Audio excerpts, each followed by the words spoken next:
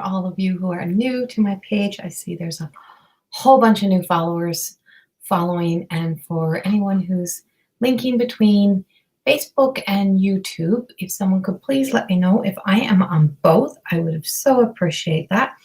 It is saying I'm live on Facebook, so I know I'm live there. Just making sure, trying not to do the whole silent thing. Hi, Nikki. And I know it's a long weekend. I know there might not be a lot of people around. Most people have lives.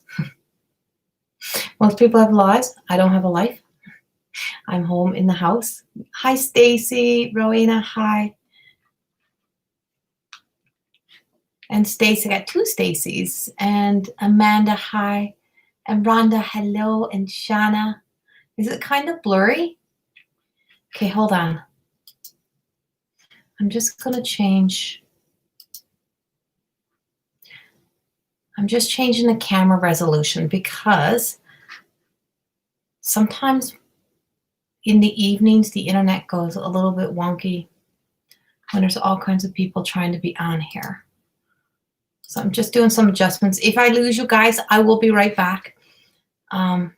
Just let me get in here. Is that better, Shauna?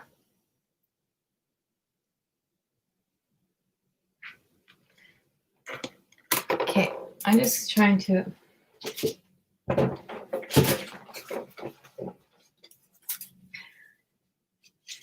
So hello, everyone who's joining. Hello, Tammy.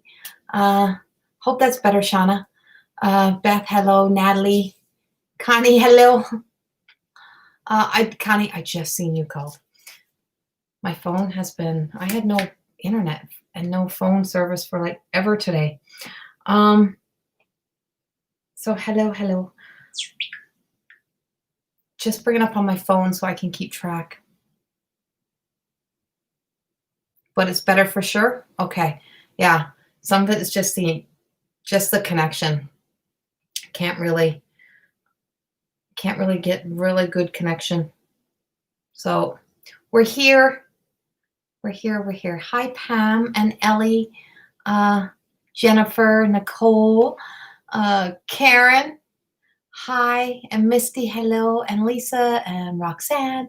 Hello, everybody. If I'm missing you along the line, Raquel, hi. Just letting some people join in here. And Joy, hi.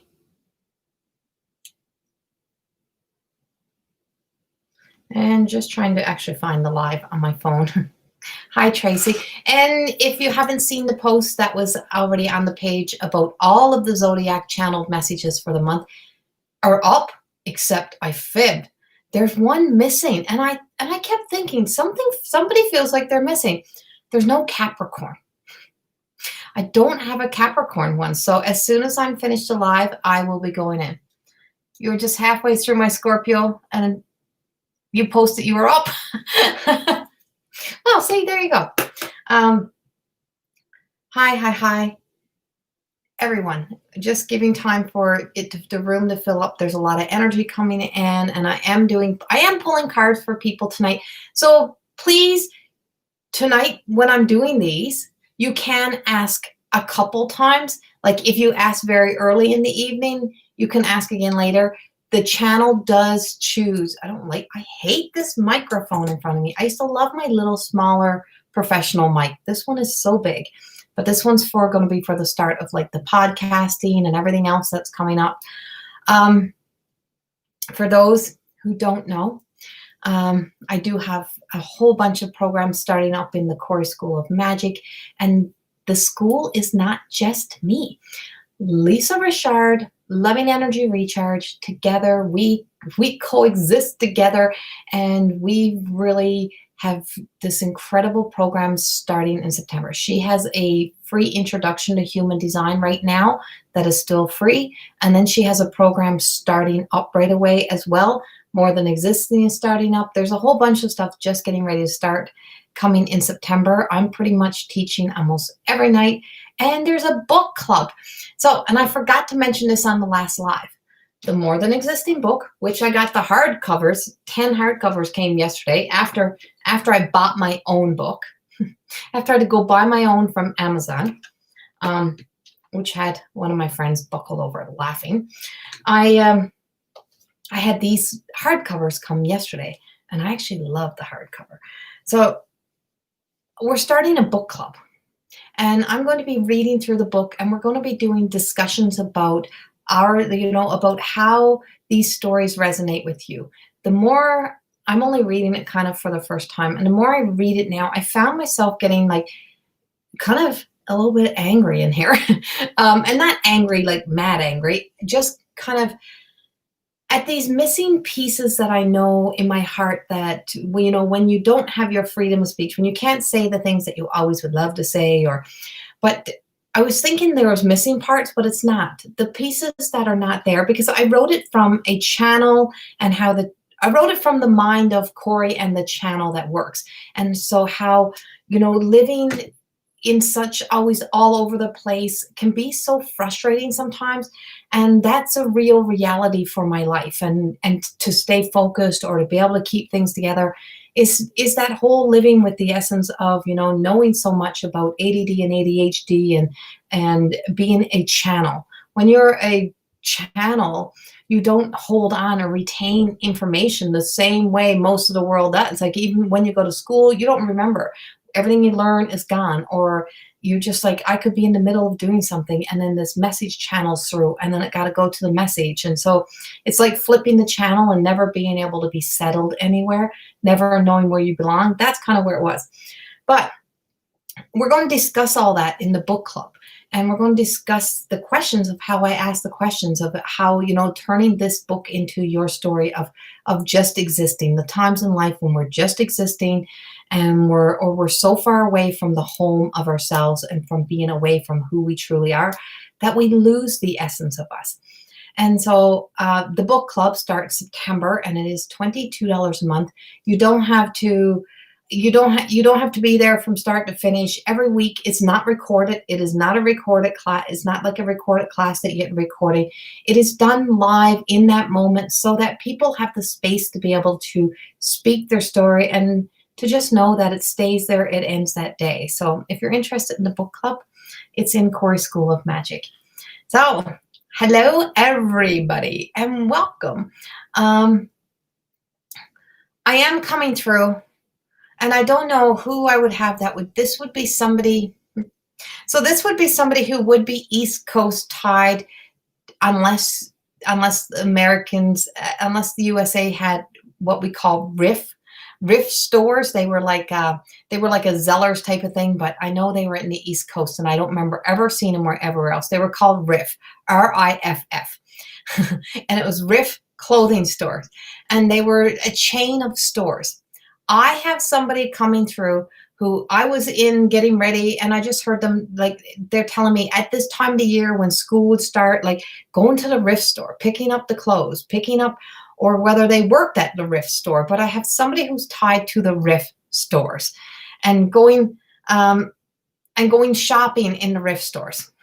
So if you're from the East Coast and that resonates to you, please let me know so we can finish this story, because this is a woman, and I feel like she's either I feel like she's a grandmother to you, or a mother who would be like an older mother now if she was still here.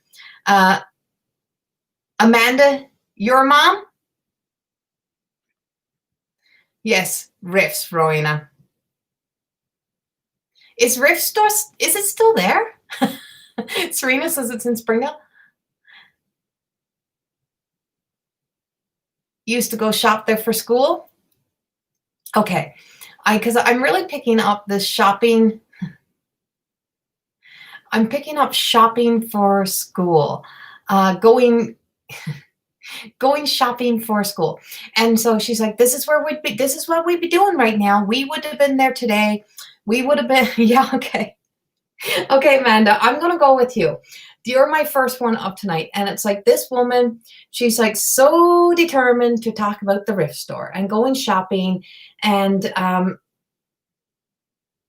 so she's just telling me that she says, this is what we would have been doing on the weekend. Like we would have been getting all ready, would have been getting all dolled up is what I'm hearing. Like all dolled up. She was going to be getting all, you're going to be getting all dolled up, go to school. You'd be even getting your runners there. You'd be getting your sneakers, not running. Your sneakers would be coming from there. And for some reason, she's showing me like, like the white ones with like two little black stripes down each side of them. Like that's what I'm seeing. And so it's like the shoes. It's like getting your shoes on and getting running. So Amanda, what she's telling me ultimately is to kind of get your shoes back on, get your feet moving. It's time to start running. She was only young when she passed. Yes. Okay. Thank you. Because she feels like she was young when she passed, and she says, "I wouldn't. I'm not so young now, or I wouldn't be. I wouldn't be this." One-stop shop riffs, right? Yeah. I remember growing up in Springdale and going to the Rift store. We always went to the Rift store. Okay, but the shoes, she does bring up the shoes. So I don't know if this would have been a pair that you would have had like early in life, or something a pair you didn't want. But she's like, put your shoes on, get running. And of course, you always have two pairs of shoes, right? There's always two pairs of shoes. You get your good shoes. And she tells me that, 57, she'd be like, right? So she wouldn't be so young as what she would have then. But she passed really young. And, to me, 57 is still young, but she tells me she's much older than what she was when she passed. So she's been gone for a while. And she just says that,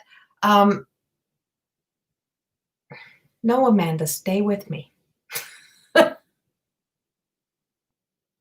Stay with me on this. She's talking about the shoes. And so she's telling me about tying up your shoes, getting ready to get moving. 57 compared to the age when she passed, right? Or she was 57. Hold on. I got a lot of energy coming through. I want to get her back in here.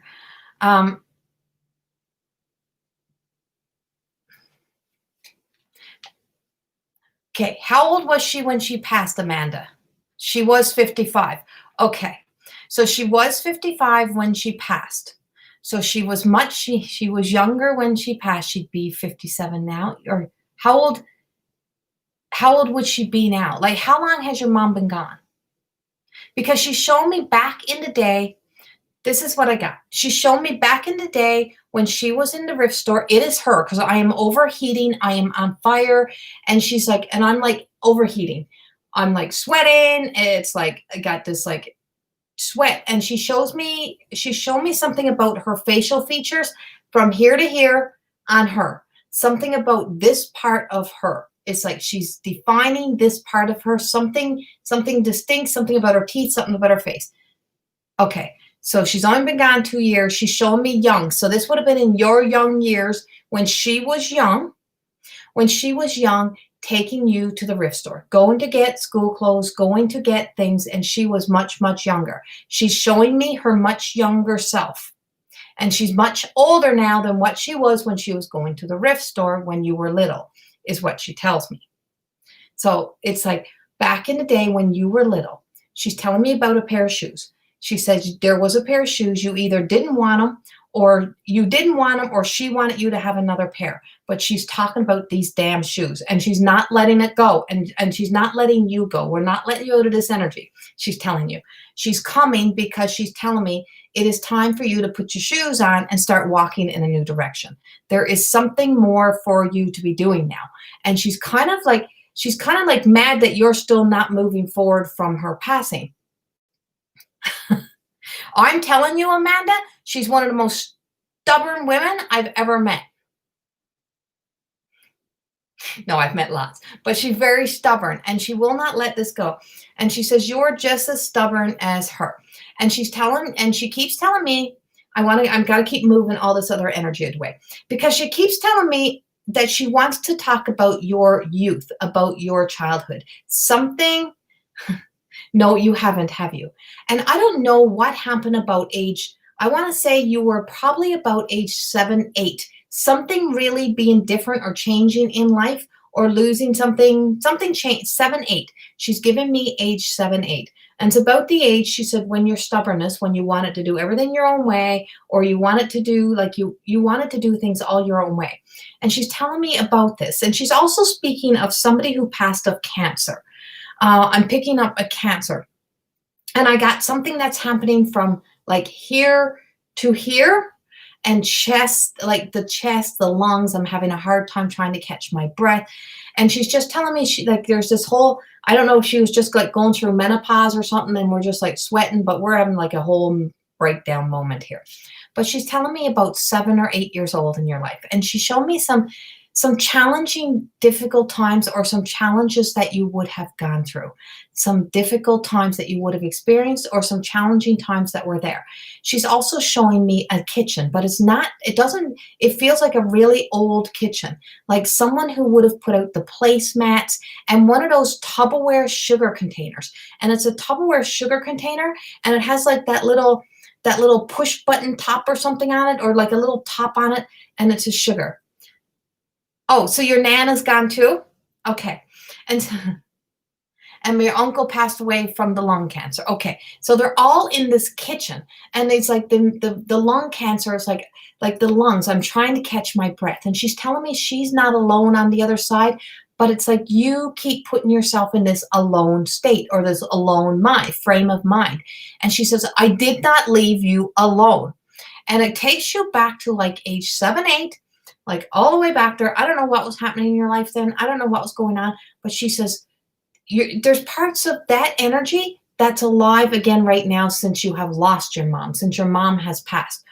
And she says, you're so alone, right? And she says, but you're not alone. And so she's like, they're all sitting around. And somebody was almost like a chain smoker or rolled cigarettes. Because Amanda, somebody is sitting to this table. They're in a kitchen. They're in like a kitchen and there's the placemats, there's everything happening. And I got this distinctive smell, but somebody's like, when you roll cigarettes and you hear that tap, tap, tap, tap, tap. I feel like back in the day when you were young, like somebody used to roll cigarettes or smoke rollies, they'd call it, right? And so they'd be smoking like these rolly cigarettes and they're all sitting around and they're all discussing how they're going to your uncle. Okay. And so they're all discussing how they're going to get you back in your shoes, and she says like, you got like, I don't know what's with you in shoes or what was with her in shoes, but she's adamant about the shoe stories. Like if you have a shoe collection or she has a shoe collection but she is talking about someone with those runners. It was your uncle's place? Okay. Well, that's their place and that's the hangout. Yeah. Yes, you sure can ask a questions. In your session, you can ask whatever you want. You both love shoes. Okay. Yeah. And so the shoes that she picked out for you when you're little, I feel like they were more affordable. They weren't more of the pretty ones that you would have wanted, but they were the practical ones that you needed for gym class or something, but you didn't want them. You wanted the nicer ones or something. Kind of like Adidas or something. But she showed me this story and she's like laughing. They're all laughing at you, by the way. So you post your question. I'm going to continue talking with them while you're posting your question. So she is bringing up the shoes and it's time for you to put on new shoes or change the shoes and start walking a new direction. Start walking a path. That uncle is so with you and it's just got such a sense of humor. I feel like they were all kind of like trying to parent you. They're all trying to parent you at the same time, but you're a grown-up. I started doing nails, but not on anyone yet.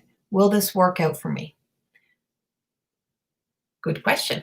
Will this work out for you? Are you willing? Are you willing to take this new path in those new shoes she keeps talking about? Are you willing to put the shoes on and go run and start running the new path? You have to start walking the new direction with faith. Because this is an opportunity. What do you think she's here for you? It's a new start. Why would we be in the Rift store? Because we'd be starting out. It'd be a new beginning. It's like a fresh new day. Going to school, getting your shoes on, getting your new clothes on, getting all dolled up. She's telling you it's time for you to get all dolled up and get going. No, your nerves are not gone. Your nerves are all still in place. You have fear in the way. and you're allowing you're in like self-sabotage.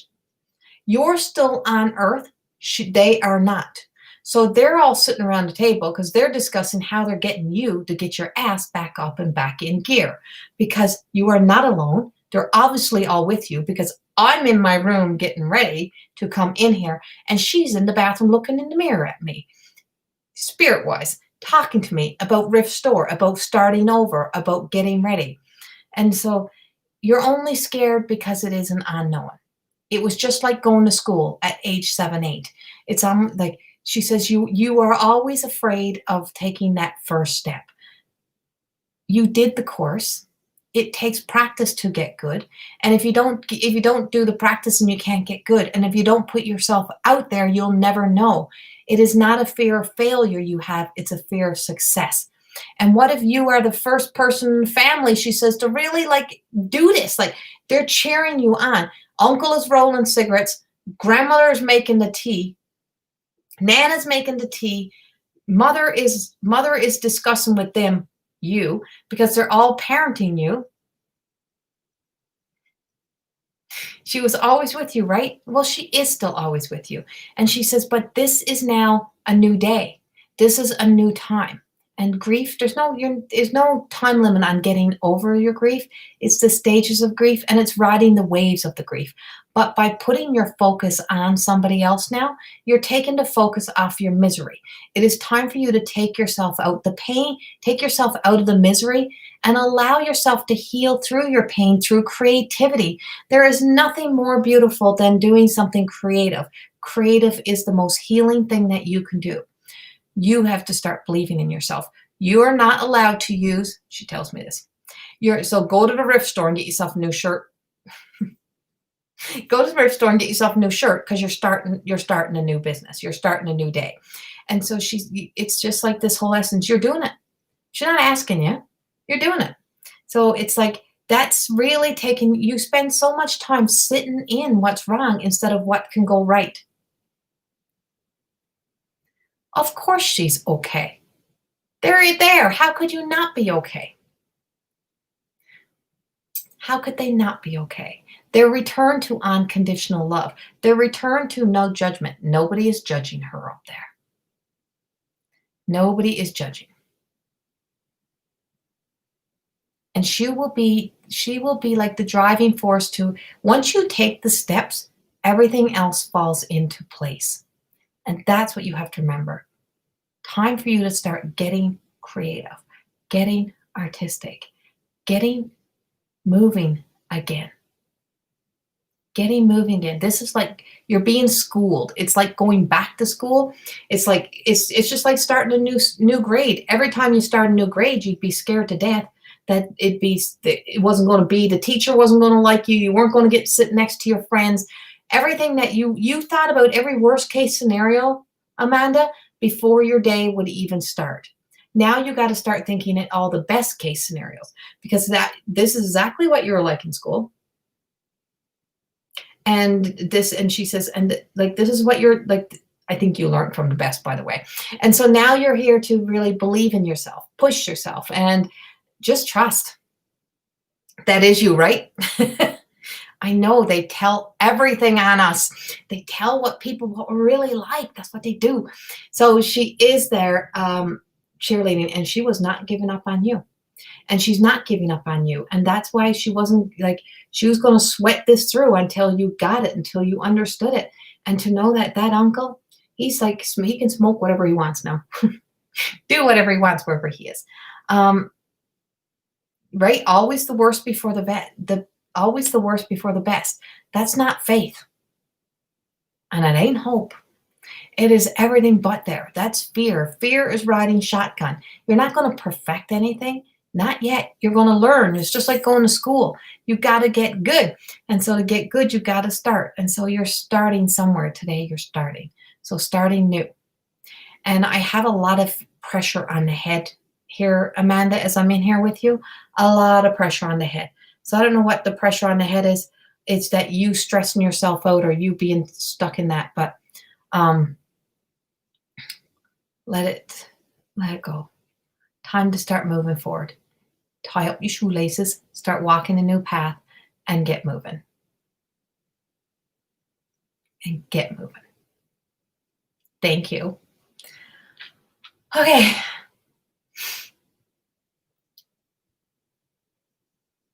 She's pretty cool to hang out with, by the way, Amanda. Yeah. Well, she's helping you with that stressing about everything. Okay. I have somebody else who would have had something of, like, I don't know if it was throat cancer or something that was, yep, time tight because you're going a new path. You're taking that new journey. So much love to you.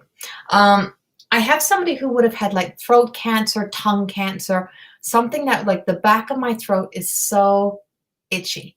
And I can feel it like all the way through here. So I feel like it might have even been thyroid, might have even been like thyroid throat. So if you have somebody who experienced that, could somebody let me know? Because your brother had cheek cancer? Where's your brother now, Karen? Is he passed or is he still here?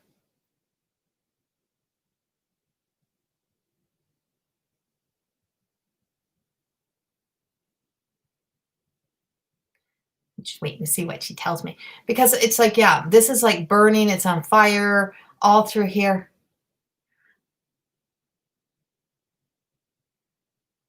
Yes, what? Yes, he's still with us, right? Yeah. Okay. I'm like, I don't know if I'm just trying to see if this might be him. I kind of feel like this might be somebody.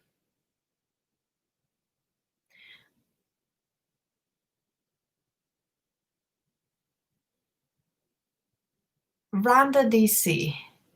My uncle, hold on, Karen. I'm just trying to see. This is male. It's definitely male. So I'm just trying to feel it out.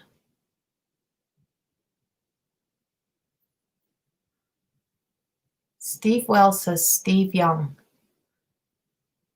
He had like throat. Okay, I'm gonna continue on with it so I can figure out which one he belongs to. I'm trying to figure out where he belongs because he just hit me. It just hit me like I was almost finishing with Amanda and this started coming in. So it might be tied, back into that East Coast as well.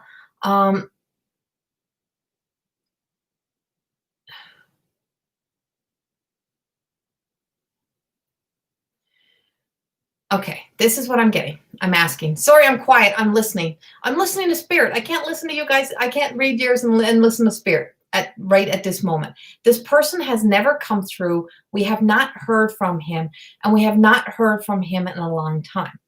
This guy, it's like it feels like it's definitely like the throat and the tongue, his tongue and throat. It's definitely throat and tongue. I feel as if this is like, I see some sort of scar. Like, I don't know if the scar comes down here or if he had some sort of scar and it was like, there's something right here. And I don't know if it was like, if he smoked pipe or chewed like snuff or something like, and it's like, I just got this, cause I got this really awful taste, but I got this smell, like, how pipe and stuff kind of got that sweet smell, that nice smell. I have that smell. Like I have something of a like a tobacco-y kind of smell, but not really, not the cigarette smoke itself, but tobacco smell. I'm smelling tobacco. And I don't know if that would be like a Colts or like something like that, something that would have been smoked. And he's telling me that aside, like the mouth being to the side or the face being, it's like something pulling the face a little bit to the side, or his cancer took a piece of the face or a part of the face. Does that make sense to either one of you? Is that resonating? Can we get that figured out? And I just feel like I do feel like the hairs are either really short or bald, like shaved really close down on one side. But there is a scar. There's visible scars that he shows me, that there was visible scars on his face, and I feel like he might have possibly even had radiation. And he loves the water. He loves the water. He loves the he loves the outdoors. And that's what I'm getting. He loves the outdoors. That there was some sort of tie to this energy. Is that making sense to one of you? Because I can't just pick and choose somebody and just, well, I can, but I want to, and I keep going back.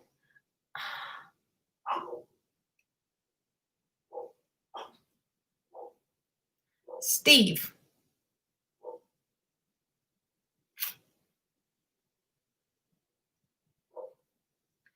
Steve, Steve.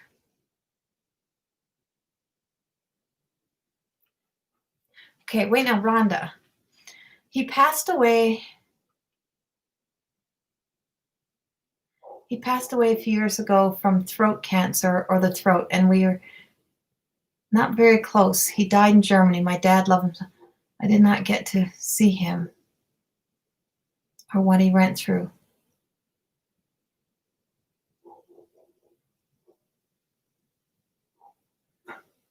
Your brother has the droopy part of his lip.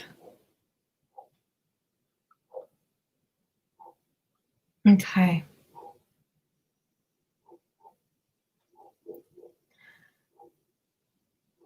I feel I'm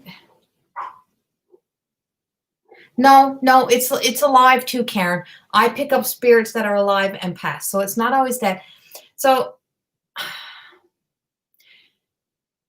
what I have with him is I have another man with him. There's two men. So there's this man and there's another man standing with him. And I feel like it wasn't always the healthiest of relationships. But he's coming in with a purpose, a reason, that there was like two of them are together on the other side. No. Yes. Sorry, Karen. It is. Two of them are on the other side. I want to go to Rhonda. I really. Okay. Yeah, Steve. Karen, I'm going to come back to you after, but and Steve, and come back there as well. But I want to go to Rhonda first. So Rhonda, I really feel like this is tied to you. I really do. It keeps drawing me back to you. And there is another man standing with him. He tells me there is two men. And I don't know if they ever served military time. So they're definitely a little bit on the older side is what I'm getting. Not so young. But something about one of them having some sort of like either a baldness or something right here on the head. But a hard death, had a lot of struggles, had a lot of hard times during life. Rhonda, I feel as if there's just some sort of challenge, your grandpa and your uncle. Okay. And I just feel as if there's some sort of challenge or something that is like causing some stress and worry around your lives right now. So this is why, Steve, I don't think it's yours because it feels very family linked. And Karen, I'm coming back to you. I have something for you. I have a message for you, but I really want to go to Rhonda's story on this. He is telling me there's a lot of challenges. He's pushing through. My mouth will not stop. Okay, I'll go to you next, Karen, so your phone stays charged. But it's like my mouth won't stop like itching. And he's just showing me like, I just feel like somebody else around you may be going through like some health issues or may have had some health issues. And I just feel like I see somebody holding a sense of like holding a Bible, in other words, telling us to have faith. I see a lot of green, like a lot of green energy around you. And I'm still holding the cards. I haven't even taken the cards out of my hands yet since I started. But I really have a sense of, I'm seeing a flag, like I'm seeing colors and a flag. They had a sad life, a hard life. And they maybe see my dad and my relationship. Okay. All right. Because I'm like, hold on. There's some serious challenges here, a lot of hurt, a lot of pain. And I feel as if I have somebody who would have been drank a lot or drinking a lot. Drinking a lot or drank a lot, if that makes sense, Rhonda. If you know, I mean, I know you didn't know them as well, but it just feels like there's just a sense that one of you, either you or your dad, is very tied to the stories of the past or the stories of the material world.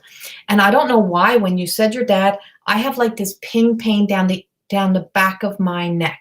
And I'm like, and it's like right here. Okay. I used to be close to my dad who drank a lot. Okay.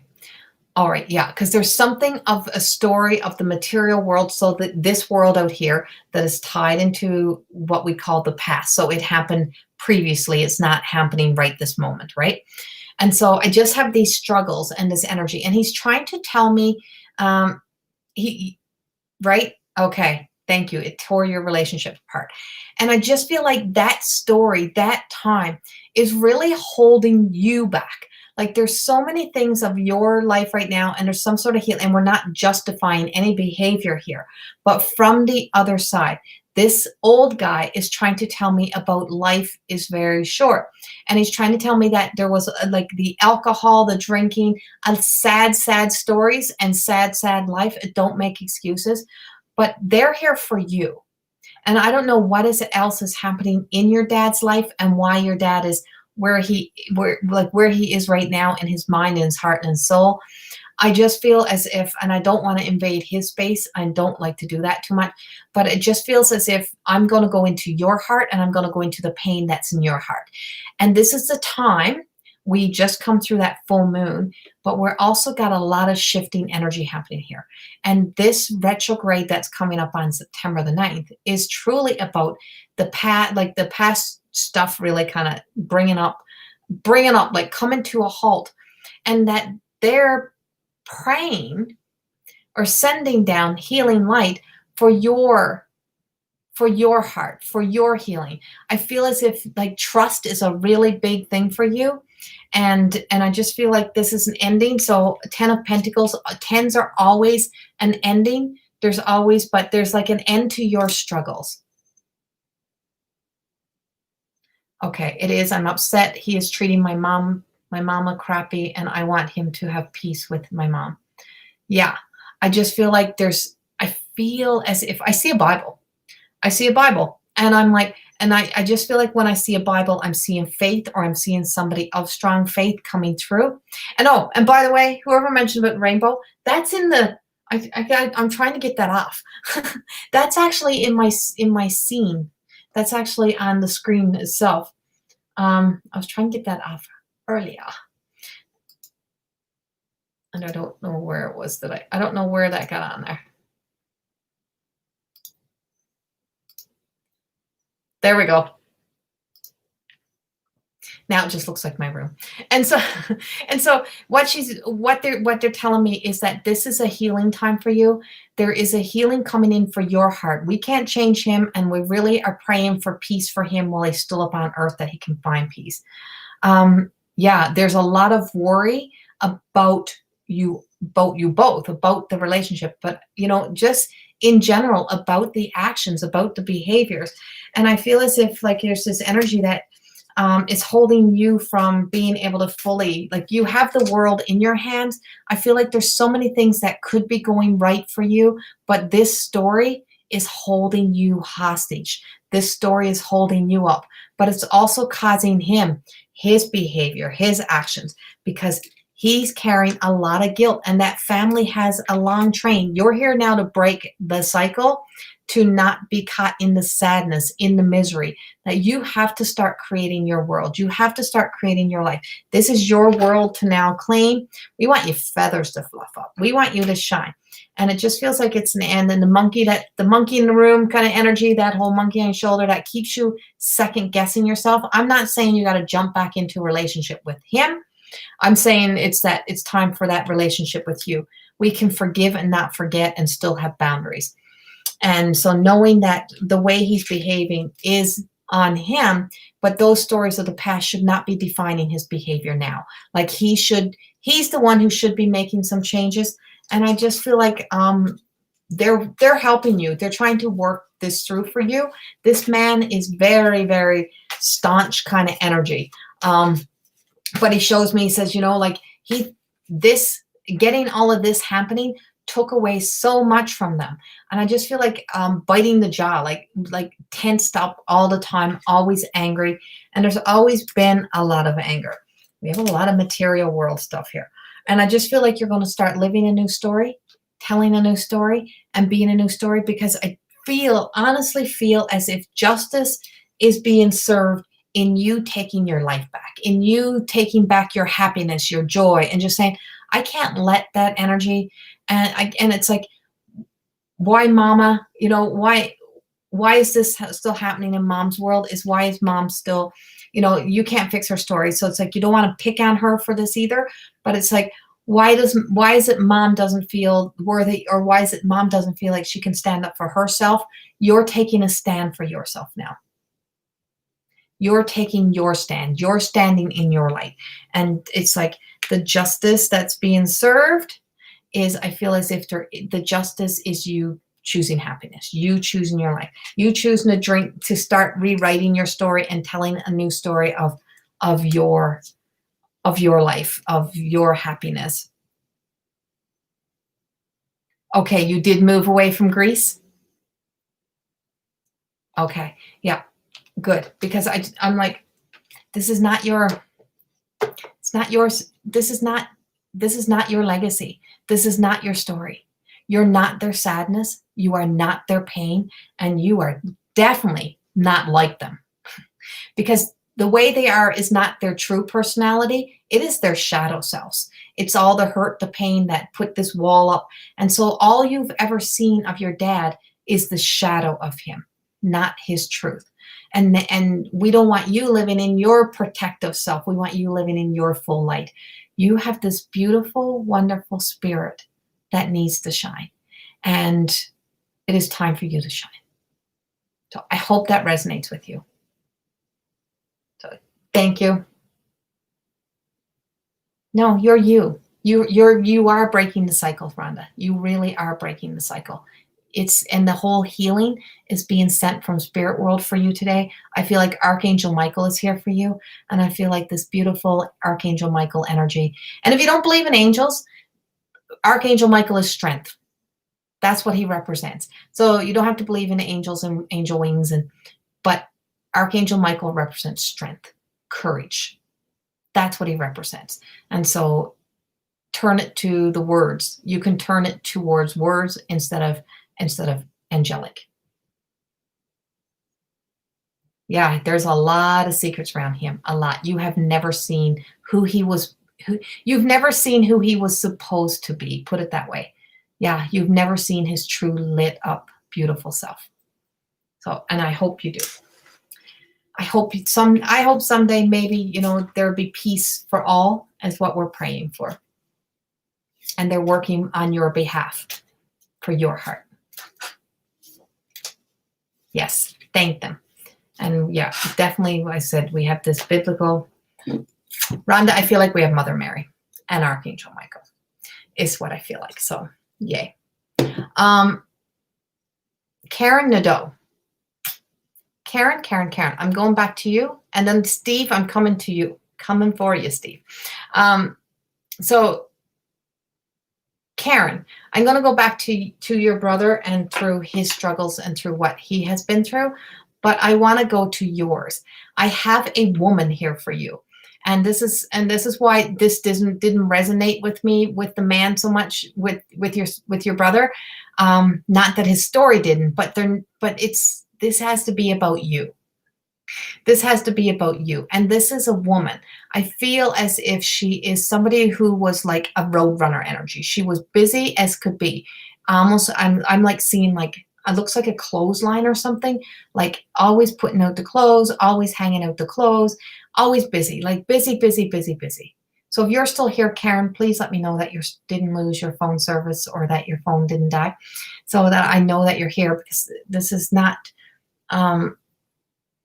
I will finish it regardless because you can go back and listen. But I feel like this woman is like, she's busy. She's roadrunner energy. She's very like, she was always kind of running away. And she tells me there's a lot of stuff of like family secrets or family sweeping everything on the rug. It's like, when you clean house, you got to clean house. And there's a lot of places, Karen, that she's telling me that there was a lot of cleaning that didn't.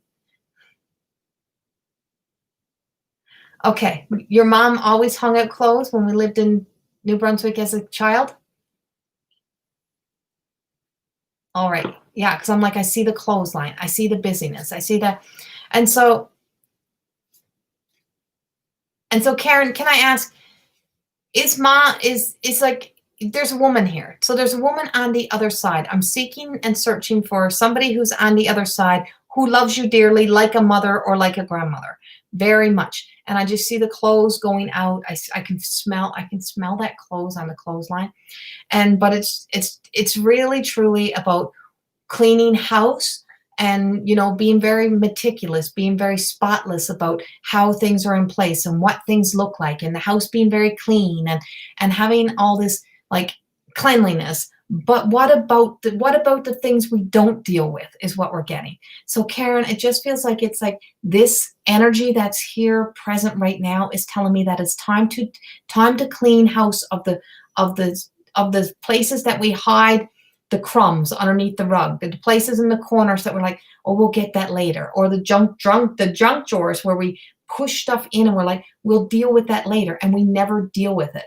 And what you're being told, and it just feels like this is for you and your brother, is the fact that dealing with the stories, dealing with life, dealing with the things that we say we will deal with later.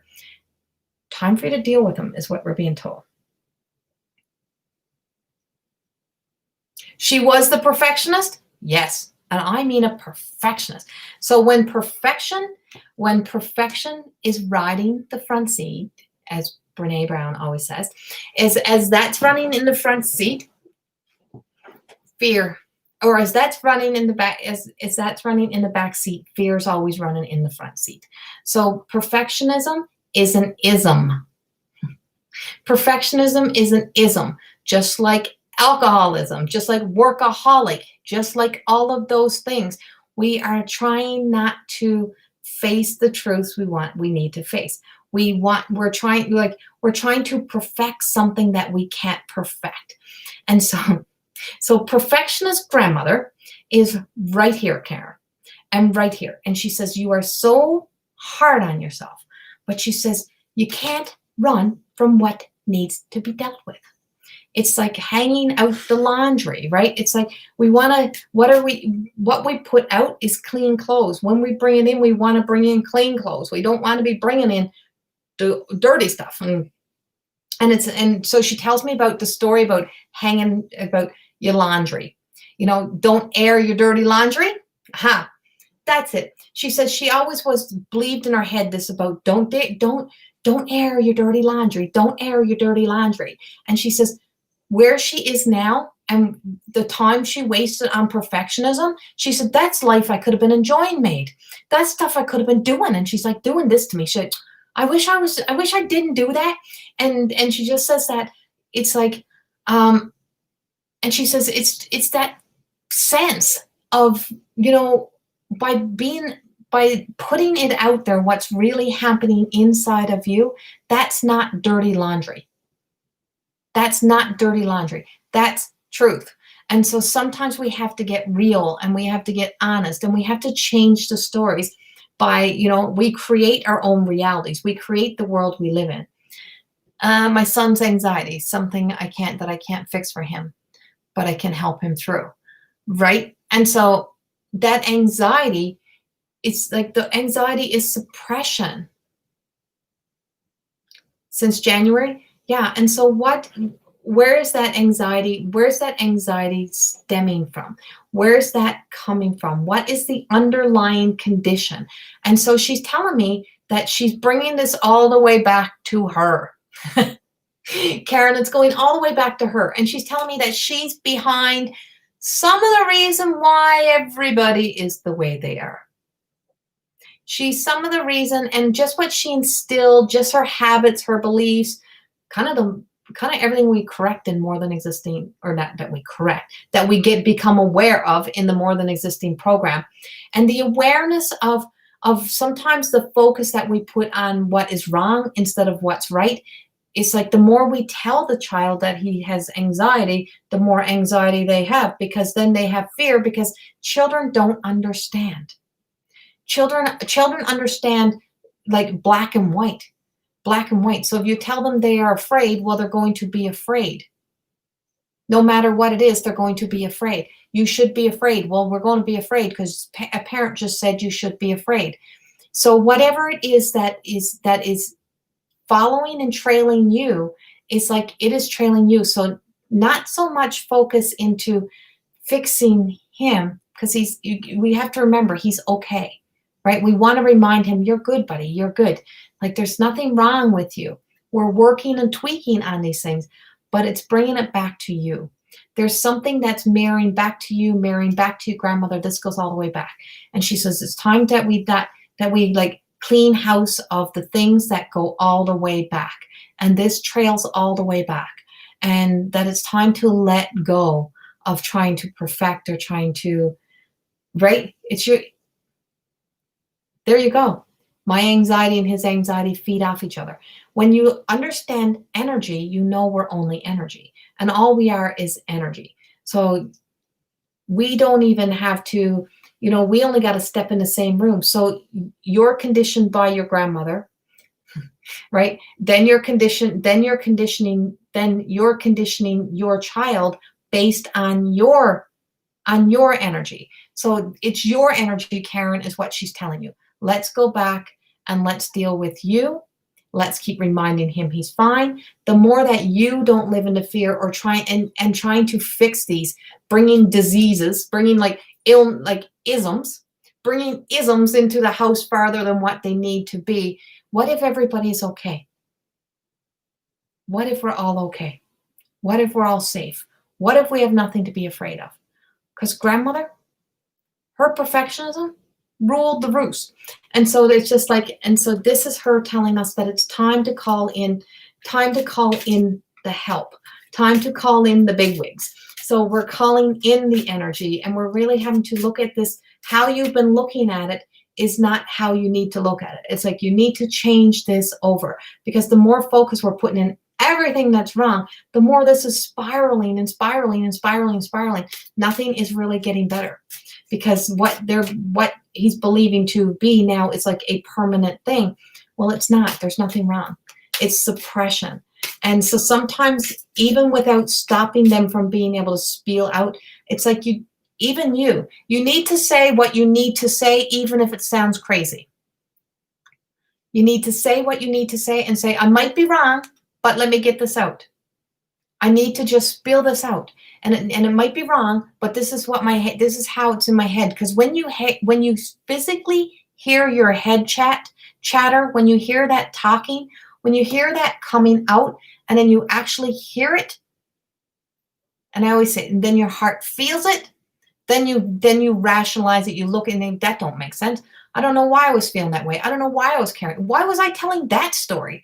Why was I living in that story? We create our stories, our realities, and then we make a choice to live in them.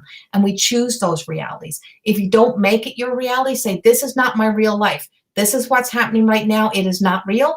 I'm making a change. Something is going to change around this. And so stop trying to focus on either the positive or the negative. Just be normal. Like, just be your everyday today. Just don't suppress.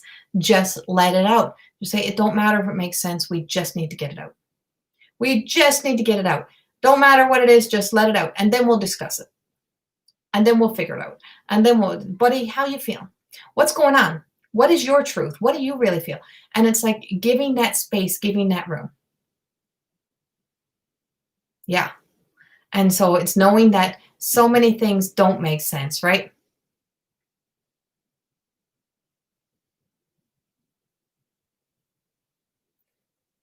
And so it's like shuffling those cards a little more, Corrie. I'm really looking forward to this.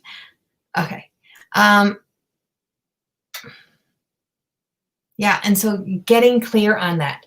And so anything that is like, so Karen, our first answer is always our right answer. Remember that. Your first thought the first decision, right one.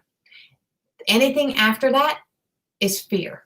Everything that is trying to perfect a story, change a story, trying to make a story go another direction.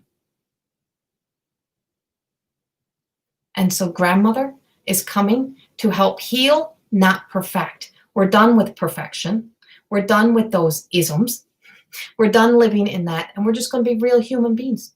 We are what we are. And that's it. We are what we are.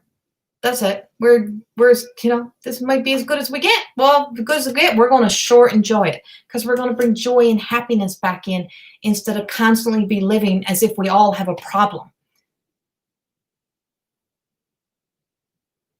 As if we all have a problem. That's the change we're going to start making. Not living as if we have a problem.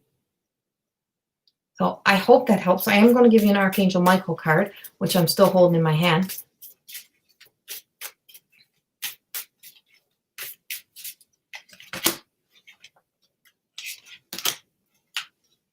Sense of humor. Sense of humor, Karen. And I'm telling you, it is when we laugh, when we find joy, when we live in that energy instead of that whole waiting for something, when we go into the sense of humor, we rise our vibration. We do not heal in lower vibrating energy. I'm glad you need this pep talk anytime. And so this is, and it's like the humor, finding the humor in all the things that we kind of cluster up and gather up. And it's like, and so just like, sometimes we just got to laugh it off.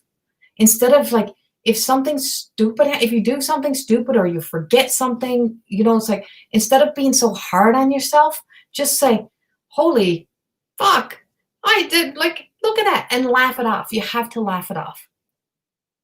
I mean, I break 8 to 10 glasses a week.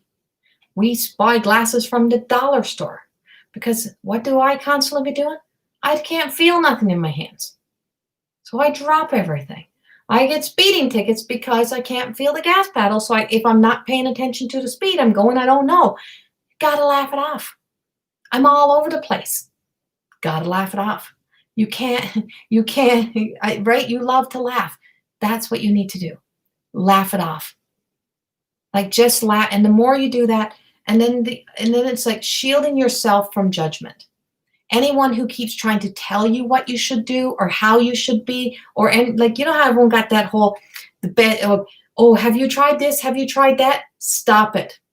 The best advice I ever got, Karen, when I found out I had this neurological condition was actually from my neurologist. And he's the Parkinson's or the movement clinic specialist. He deals with, he said, you're my youngest patient. He deals with all the old folks. And I was like his youngest patient. And he said to me, he said, Corrie, I want you to do one thing. And I said, what? He said, you are a life coach. I said, yes, I am a life coach. He says, and you're a spiritual healer. I said, yeah. He said, well, I'm going to tell you something. Go home and live like you have nothing wrong. That changed everything, Karen. Go home and live like you have nothing wrong. Because right now you still have you. There's still things that you can still do. So there's what is it that's still going right instead of what's really wrong with us? What is right with me? What is right with me? Stop picking apart and stop letting everybody pass on judgments or trying to define you. We are perfectly fucking fine in our house. That's all that matters. We are normal. We are whole. We are not the first people to have to deal with this stuff. It is what it is. And just know that relaxes him. That's going to relax him and that's going to relax you. Right? It's like to the judgment, those who are quick to judge us, right? Those who are quick to kind of want to burn us at the stake, those who are quick who want to put noose on us, those that are quick who wanting to shut us up or wanting to kind of blame us for everything or whatever it may be, need to take a good look in the mirror. Need to take a really good look in the mirror.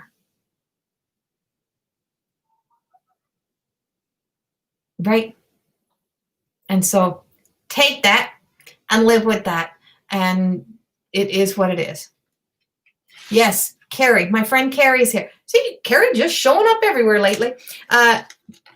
That's right. Carrie knows all too well about this. It's like, and laugh with your son.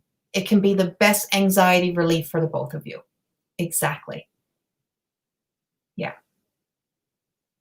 it really can. It can be the best. So there's your, so thank you. I hope that helps you. Steve, are you still here? I'm coming back up, guys. I'm in for a while. Can't believe we've been in an hour already. Okay. Steve, are you still here with me tonight, Sonny?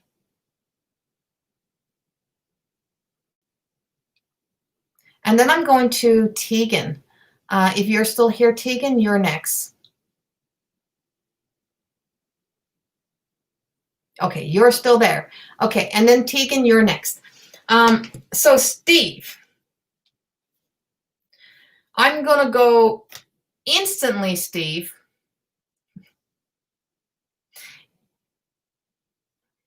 So Steve, instantly, I'm going to go into a little more serious for you. A little more serious for you. I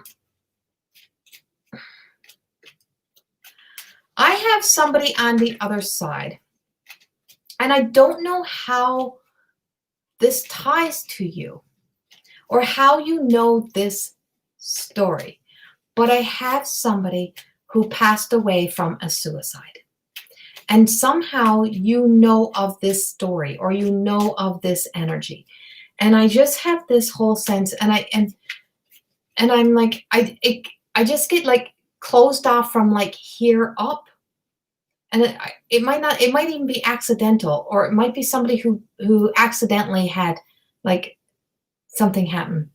And so somebody who would have passed away, either accidental overdose or a suicide or something like that, that was either tied to you, family, I don't know where it comes in, but they're just telling me that you either are around their place or you're around the energy.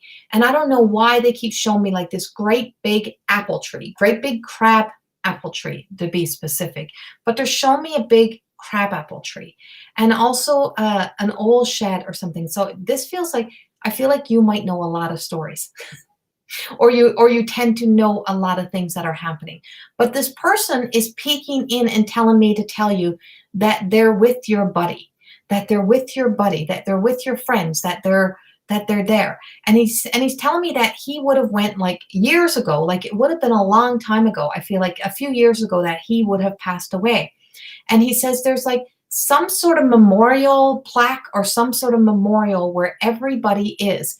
And he says that on there, he says, I am on there. And I don't know how he would be tied to you. But I also have, and it's like he's just peeking in. He's just coming in to tell me that he's with somebody else that you would have known. The other person that I have is here. I have these youth. I have a lot of these youth energies coming in, but I have a grandpa. I feel like he's a grandpa. I feel like he's like, you know how sometimes they have like that smoker's cough, that raspy kind of voice? Yeah, right? You know a lot. So I don't know why I have that. I don't know why I have the suicide person, but he's shown me a yard and he's shown me, I feel like this is tied up around that brook area that we spoke about earlier. And I'm like, the house feels like it's by the water, or the house feels like it's like somewhere around there. And he did take his life, or the house he grew up in, or something was up in that area, up that way, he tells me. But I also have a grandpa energy. And I feel like this, and I think he's like a grandpa, and he just shows me like, because he has gray hair, but he has like some sort of smokery voice or something. And those green work pants, like green work pants, and like always got a tissues or something in his pocket. And he tells you he's like your guardian angel. He's one of those people who is watching over you all the time. And you have to still, no matter how healthy you are, you still have to take really good care of your health. He tells me that you give a lot of yourself. You're always giving out. So this man also tells me, he says, wait. He says, I have like porcupiney hair. I don't know what it was. Hair was thick and coarse kind of thing when he was youthful or young. But he's telling me that it's like, all around you. He's all around you. And he just says, I'm all around you. I'm all around the whole family. I'm all around everybody. But he's like, he's here for you. And he says, you need to take good care of yourself. You take care of a lot of other people. And I feel like there's some people you're trying to save. And he says, you can't save everybody. You have to really work on saving yourself. Your pop? Okay. Yeah, okay. And this is Pop, and he's pretty serious coming in here. It's like he's got wisdom for you. He's got knowledge for you. Like, and he says you're kind of like him. He knew a little bit about everything. And I don't know if he used to have like a cabin or a shack or something that he used to go to, or if he used to work in the woods. Because I feel like it's like in the woods, like going to work in the woods or a cabin in the woods or something like that. But he's also telling me that he's just very he always was. Okay. He says sometimes my boy, you got to get out. So I don't know if you spend a lot of time in a shed or out, like hanging out in a garage or something, or somewhere like that. He says, but sometimes boy, you got to get out. He says, in the barn. Okay. In the barn. Okay. He says, you have to sometimes get out, get in nature, stop worrying about everybody else, get out and just like breathe the fresh air, take in the fresh air, absorb it. And I also have like heart issues or something, like somebody having like heart issues, like something going on in the heart area. So I don't know if you had someone who had a heart attack as well. But I feel like because I'm hanging out in one community, I'm picking up like a lot of people around you, and you're kind of calling them all in, by the way. Stop calling them in. You don't need to call them all in. You don't need to have all these spirits around you. Whatever you're doing, I feel as if you may have had your own near-death experience. And from that experience, you're very open and susceptible to letting spirit world in. And spirit world's a beautiful place, don't get me wrong. But no matter how lovely they are, you have to leave them all home. You have to let them all be home. And so you're also being told that that you have to get out. You have to get out. And you have to get moving. I also have somebody, so I have somebody who died, somebody who would have had heart problems, but I also have somebody who, I don't know if she was ill or if she was in a car crash. You had the cancer. Okay. Well, buddy, you're being told you better take good care of yourself, is what you're being told. You need to be out in nature. You need to be out. And I just got this sense of somebody being in a car crash. And I know you have so many people around you, but there's somebody in a car crash. And I just want you to know this about all of this, is that all of these people that are coming in around you are always chattering to you. And I don't know if you just don't sleep very well. Yes, he has so many spirits around him. So many around him. But we got to send them home. So, Steve, because we don't need them all around you, we have to send them home. They have to go back. They have to go back. And it's like, you can't keep them with you all the time, because it's like you got to close off I always say, when I'm done this, I close off the store. I'm like, I'm done work, go home, come back another time. I don't need all these spirits hanging around me. I send them back. But it's like all this energy is taking up too much of your space, too much of your energy. And we want you to really be focused on you. I can tell you there's also like a new beginning, a fresh start coming for you, something that is a change. So I don't know if you have not been working or if you've not been busy, but I just feel like all the way around is that new, like there's a new fresh start. There's a new opportunity. Archangel Michael, and I don't know how much you believe in angels, but Archangel Michael comes in and kind of cuts those cords of the past. And it's like, there's so much about the past that now you got to start forgetting it, because you're really tied to You're really tied to the past. You're really tied there. And so this is your new beginning. Do I have any words from a friend of yours? I don't know if I have the friend of, I have your grandpa is who I got tonight for you, is who's actually coming through is your grandpa. We don't get to choose them. I can, but I don't go searching for them. Um,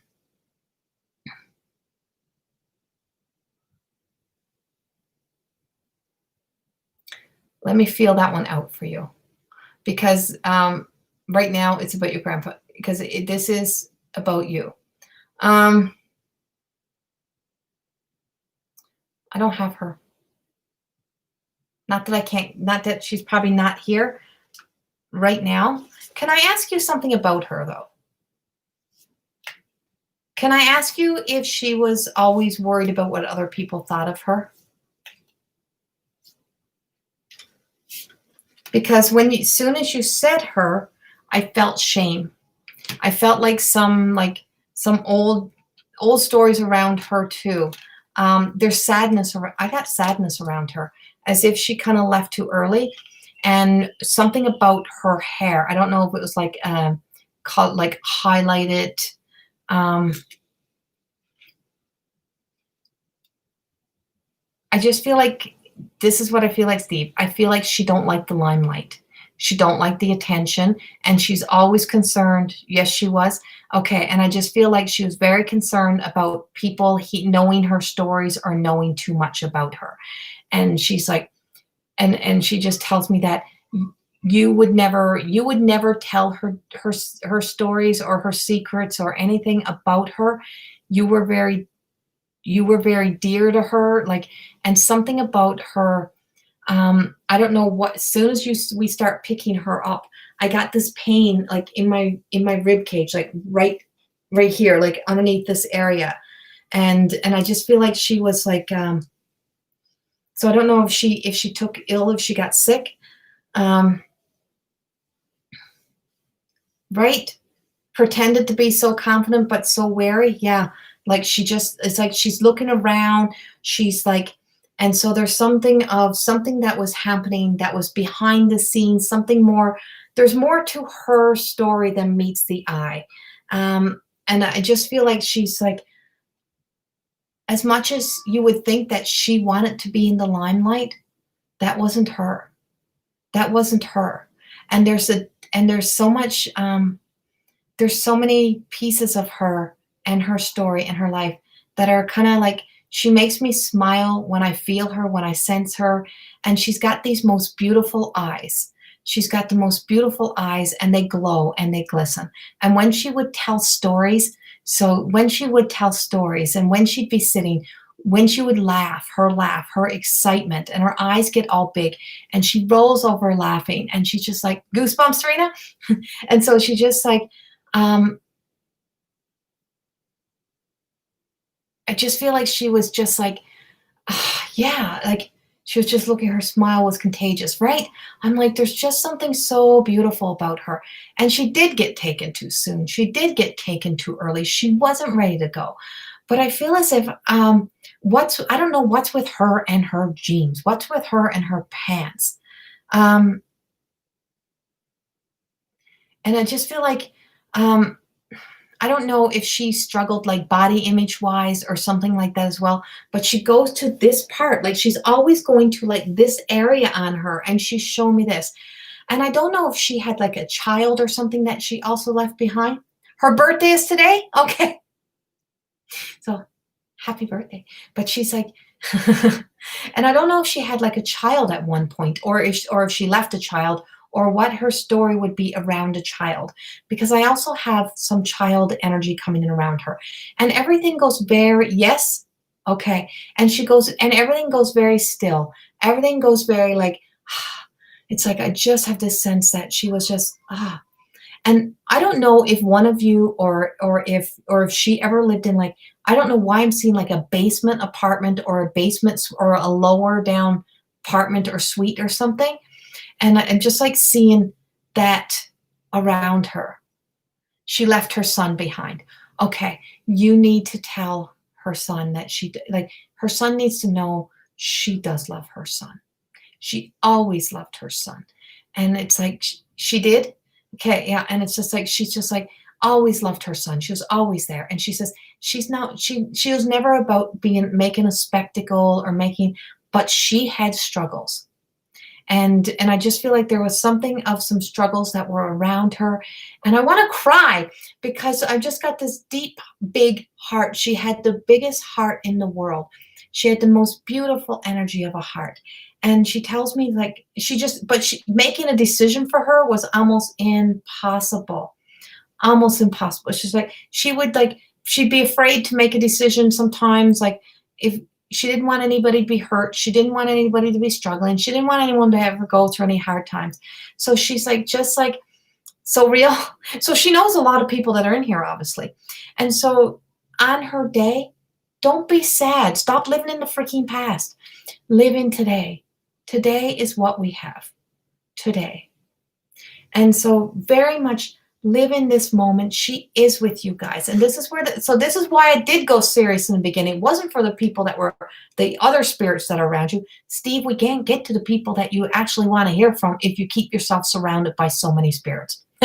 We had to clear out a lot of spirits to get to you, to get to her, because she was not going to steal the limelight. She wasn't going to take from anybody else. She was just here. But I do feel like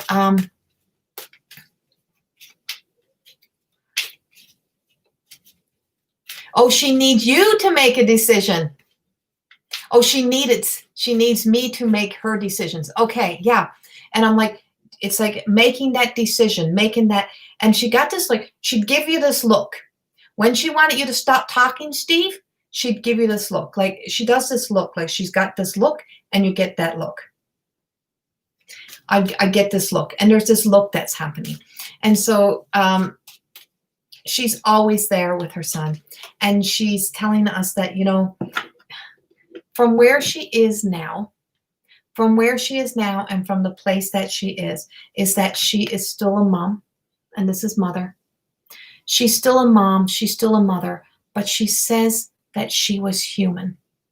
The eye roll. Okay. Thanks. And she tells me she was human. And she made human mistakes. And she did human things. And she tells me that, she says, I probably didn't take the best care of some of the things that I should have taken care of. But I did love. And she was too kind. She was almost too good. And it's like, I get the Jesus card. And she's asking me, like, she's asking me for the Mother Mary cards, like, for the Mother Mary cards, and the Mother, to know that we're being, and I feel like that's for healing for everybody. That's coming in for deep-seated healing. But she was human. She was very human, as are all of you. And she says, we might not have always been on the right side of tracks. Love with all of her heart, right? She says, we might not have always been on the right side of tracks. We might not have always done everything right. But she says, we took care of each other. We took care of each other. We loved each other. And she said, and we were always there for each other. And she says, and I want you to have faith that I am there for you guys. I don't know what else is coming up around you. All I know is that she's telling me that she's on guard. Your grandfather is on guard, Steve. They're watching over you. You're here now because you have the opportunity to really live life. Hold on to that faith. Stay in that faith. And just like, it's like, live in the very present moment. Always had our demons, right?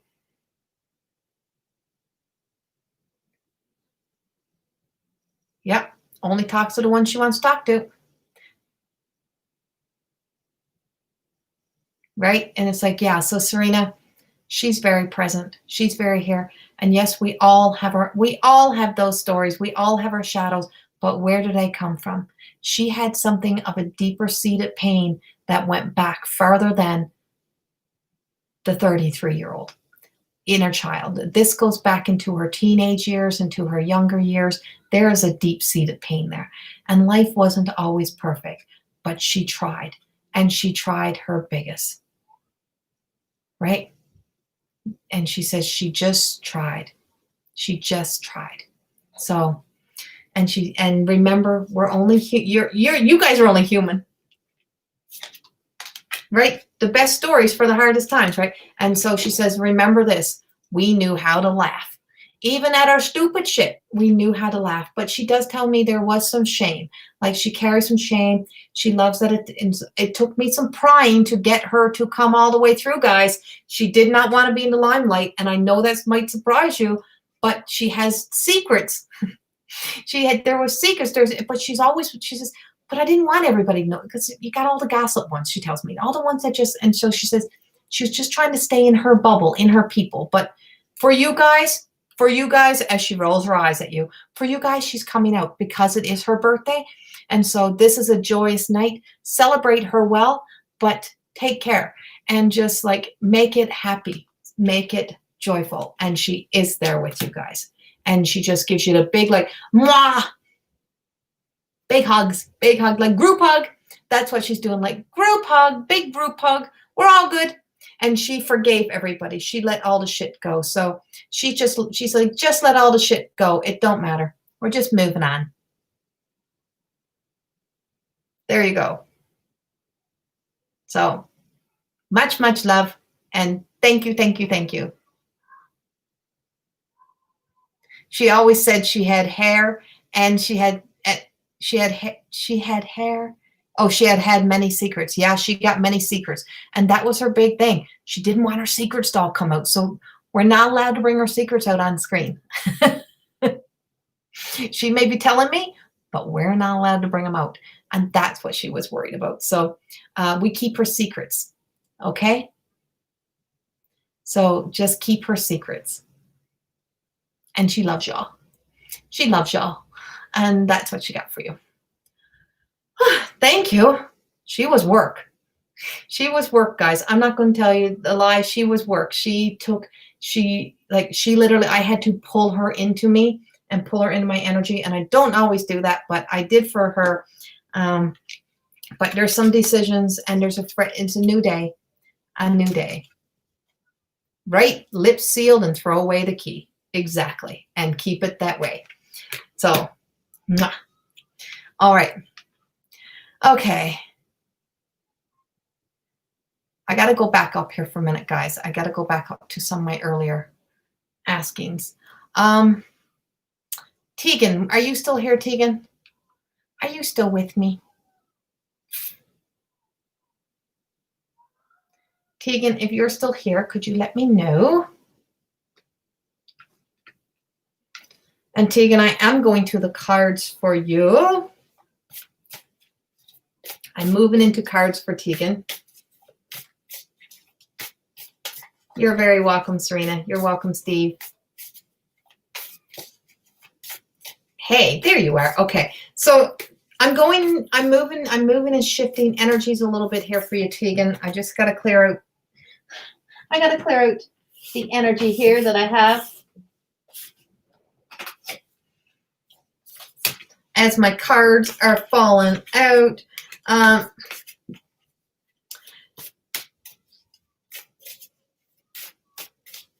Tegan. So instantly, I just got like this sense of breaking out or breaking free, like you kind of breaking open. So it's almost as if, and I got the earth magic for you. She's hard to get rid of. Yes, she is hard to get rid of, Serena. I couldn't get her in, and now I can't get her out. Just shift and move my hips, guys. So Tegan, I have this earth magic card, and it is a number 1. And I'm really picking up like this whole sense of like this magic awakening within you, like your light, a change in direction. Almost as if I almost feel like Tegan's like this kind of step in energy of you. Like it's almost as if you're walking in a new path, walking in a new light, walking in a new direction. And I just feel like there's like some big major changes coming for you. I got some foreshadowing for you. I got some like future direction here. And I don't know what's with a big ass vehicle, but I have this big ass vehicle and I see it just being like filled up with like a lot of stuff. So I don't know if you just got a new vehicle or if this is like a big ass vehicle that you're now driving or that you had. But I also have the sense of I have another woman here. I have a female here for you. There's a female here. And I don't know. So when everybody hears me saying I don't know, I'm asking spirit, right? It's like that's what I'm doing. I'm speaking to them. My don't know is I'm hitting them up over here to tell me more. It's like I don't know exactly where she comes in, and I don't know who Chelsea is, Tegan. But I got that name Chelsea coming in around you. And see, and it's like this whole sacred reverence is like your heart, like everything. Got a motorhome. Okay, I'm like, yeah, it's a big ass vehicle. I'm like, that makes sense that it's a big ass motorhome. Okay, it's like this big ass thing. And I just see this big ass thing, like you in it, you traveling, you going somewhere. I don't know what else you guys like have happening right now, but I feel like there is a lot of changes, but it's like the world is yours. And this is the magic. So wherever there's been like a challenge or ever that's been really challenging you or a challenging situation, it's like everything is clearing. And all I see is black. All I see is black, and black is not bad in my world. I see black and I see this little silver little dots. And it's like, that to me looks like the universe, the universal energy, the constellations out there. And I don't know if you have one kid who's very kind of out there, kind of like starseed kind of child, kind of really, really sensitive, because I have this really sensitive energy around you. And I just feel like this, like really making your spiritual self your priority right now. Making yourself it's like really truly making yourself that priority. That's the important part, is that you're going to be walking like vulnerable, real, and opening. You are breaking opening. I don't break and open. I don't know where you're going, but but those wheels are turning, and there's a change in direction, and there is a movement happening, and it's like huge. But I don't know what money is for you, but it's like flows like this abundance, like you're like, yes, I do. Okay, because I'm like that energy of that child is very much that energy of that child is very much like kind of seeping over into you, and and like that child is actually like you. And I just feel like the world is like, it's like the angels are calling you in. You're being called like into your light, into your energy. And it's like really rooted, grounded, knowing who you are. I'm like, I love when these readings happen, and it's such a weird thing that you get these readings and like people are like, well, what about the bad stuff? Well, there is no bad stuff. I have all good stuff happening around you. Like really, really freaking good stuff. It's like the world is finally turning back into your direction. Things are going in your direction. And it's like, it's kind of like, you kind of can't go wrong. You kind of can't go wrong. It's like, and I do this, like there's somebody pulling in for you. Somebody's working magic for you. Somebody on the other side is working magic for you. I feel like you've had some grief times and you've had some struggles, and they're not present, and they're not what's showing up for me. And I love when that happens. It's like, it's so rare. It's so rare. It's so rare. But it's like, I just have this sense and feeling that something is really, really shifting, and it's rooted in abundance, earth magic, and then sacred reverence. And it's a 1, 2, and actually a 3. So it's 47, but it's what that comes down into a 3. So it's like 1, 2, 3, go. And that's what the universe is doing to you now. Like 1, 2, 3, go.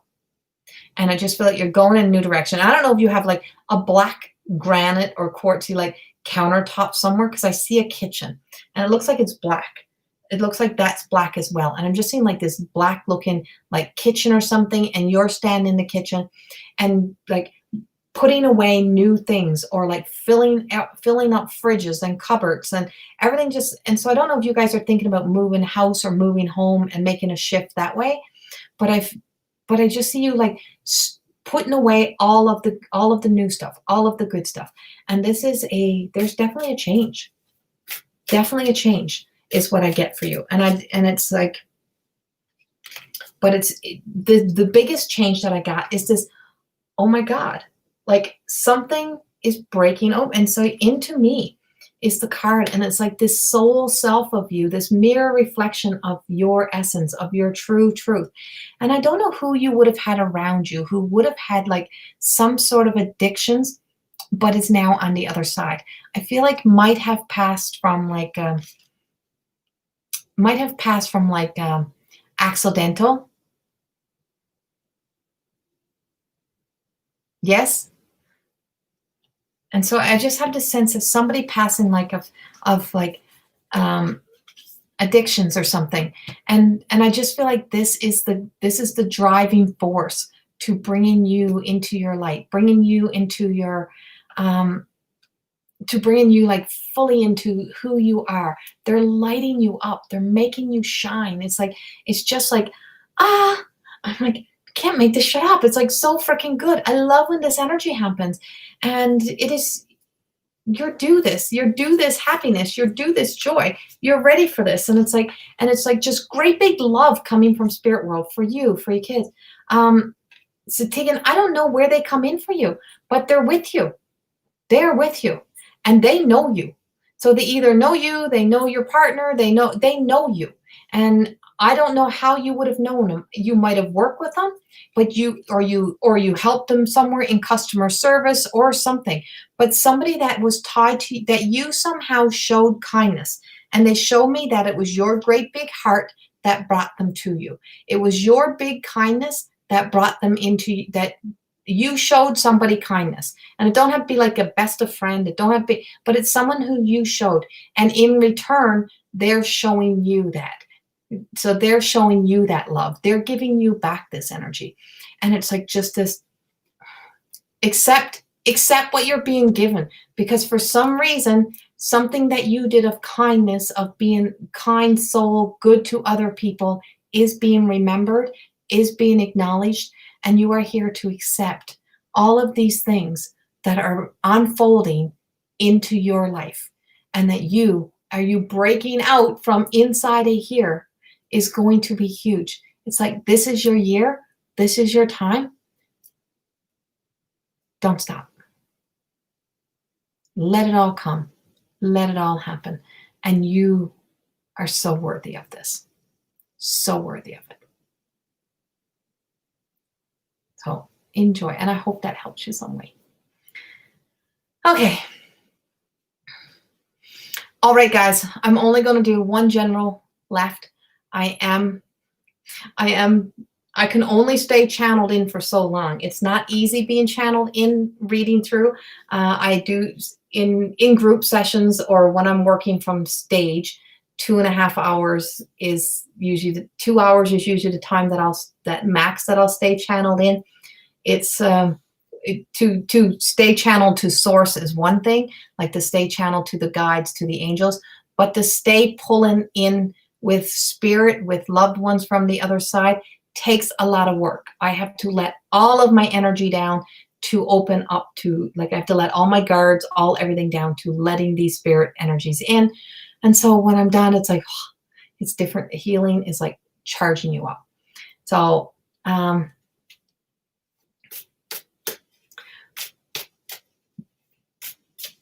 I'm gonna stay and answer some more questions too, but not channeling through those messages. Okay, so Janelle,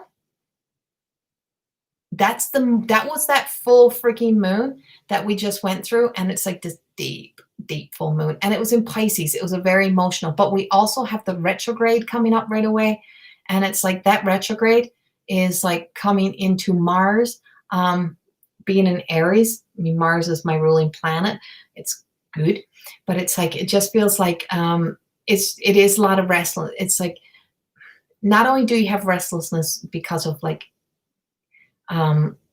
uneasy, it's not what you have, Janelle, what I feel like you have is not uneasy, it's peeling. So you're shedding your layers, you're shedding your skin, and this whole new versions of you, this awakening versions of you is uncomfortable. When you wake up at that 4 a.m., that means you're supposed to get up and journal. That means you're supposed to get up and meditate. I know it's odd, like, but that's 4 a.m. is peak time. 4 a.m. is peak time.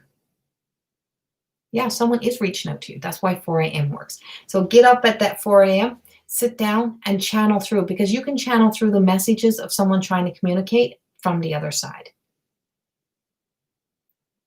very easily. Yeah, it's definitely in the, and the veil has been so, especially with the whole Lionsgate that went on, like the veil has been very, very, like we've been like so close to the veils, like spirit world and human world has been like very, very close. They're not going to let us in there. Like they come to us, but it's like we've been very, very close. So we're able to hear so much better. We're like so connected, so much easier. So there's been a lot of that energy as well. And if you're sensitive, then you've been really, really feeling it.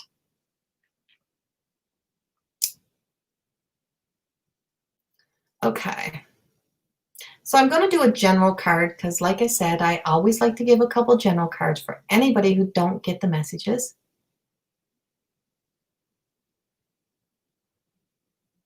In order to get a private message from me, you have to go to my website and book. Go CorrieThorne.com. So somebody was just, I just seen that, Debbie. So yeah, Debbie, to book a private session with me, go to my website. It's all on the bottom of the screen, but it's also on my page. All my information is there. If you send a message, it automatically sends you there. It gives you like an automatic response, because I can't answer like all of the messages all the time. But if you want to book an appointment, go to CorrieThorne.com, and all of my booking appointment times are all in there, and you can book your private session there. Also, if you want to take any of those programs that I have, they're also starting up again. There is a mediumship class starting up again. I have Mediumship 101 starting, coming up here. And then we have More Than Existing starting up. And then Lisa has the Human Design starting. We have a lot happening.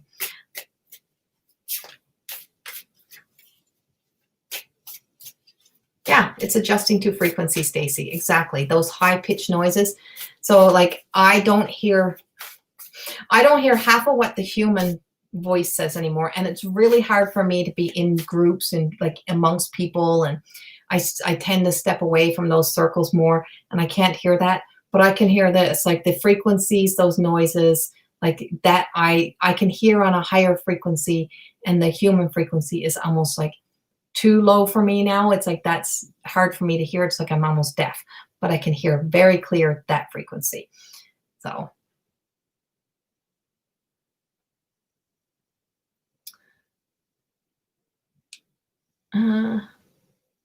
how do I sleep? Oh, Steve, when I shut down, I'm just like, I'm done. Can't get rid of her. Right? Yeah. Just tell her to go home, Serena. Tell her she got to go to bed at night, and then she'll go. Yeah, Felicia. See, it's a lot of people. It's a lot of like extra anxiety. It's like the energy. So when you start to really open yourself up to seeing yourself as so this is how the anxiety energy, and I'm not a doctor, I'm not a psychologist. I don't know your anxiety stories. But for me, the way it works for me is when I now know that, because when you we get so caught up in looking at the world as one-dimensional. And we think this is all that's happening.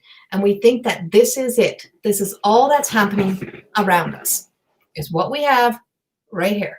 And so we think that everything we're feeling, sensing has to be tied to this world. It has to be something. Why am I feeling this way? Well, it's got to be something here in this world that's affecting me. Well, no, it's not. Sometimes it's your spirit self, your soul essence inside trying to communicate to you. Other times it's source. Other times it's the God consciousness. It's the angelic realm. It is the spirit, it's the spirit world. There's so much happening, and you're feeling the energy. So when the way I see the world is I see people everywhere. And I'm not saying they're all like even, they're all in different dimensions. Like you could be passing yourself, living another life type of thing. And when you can see the world as that's possible, that like we're just a constant, continual story. We're like ever here, but we leave these bodies.